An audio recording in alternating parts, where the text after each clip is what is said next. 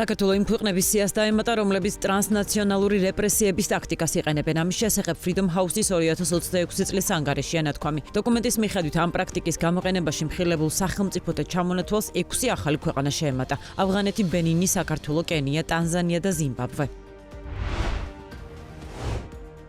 საქართველოს პროკურატურამ პირადი ცხოვრების საიდუმლოს ხელყოფის და სქესობრივი კავშირის იძულების ფაქტზე ერთი პირი დააკავა. კერძოდ, პროკურატურის ინფორმაციით ბრალდებულმა მუქარის გამოყენებით უკანონოდ მოიპოვა დაზარალებულის პირადი ცხოვრების საიდუმლოს შემცველი ვიდეო ჩანაწერები და მისი გამოყენების მუქარით დაზარალებულს აიძულებდა მასთან სქესობრივი კავშირის დამყარება და სექსუალური ხასიათის ქმედებები განახორციელებინა. დანაშაული 7 წლამდე თავისუფლების აღკვეთას ითვალისწინებს.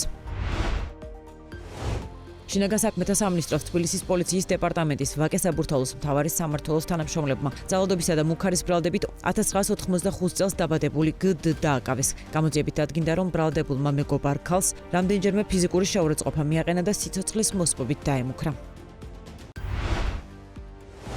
ევროკომისარმა მარტა კოსმა ვაშინგტონში გამართულ ღონისძიებაზე განაცხადა, რომ ევროკავშირი უკრაინისთვის 2,5 მილიარდი ევროდან 2 მილიარდ 700 მილიონ ევრომდე თანხის გადარიცხვას უახლოეს პერიოდში გეგმავს. ეს გადაწყვეტილება კიევის მიერ გასულ კვირას ჩატარებულ წარმატებულ რეფორმებს უკავშირდება. ამას გარდა, კოსმა იმედი გამოთქვა, რომ უნგრეთში ჩატარებული არჩევნებისა და ვიქტორ ორბანის ბრიუსელის მიერ მხარდაჭერილი კანდიდატის ჩანაცვლების ფონზე უკრაინისთვის 90 მილიარდი ევროს ოდენობის სესხისგაცემა საბოლოოდ მოხერხდება.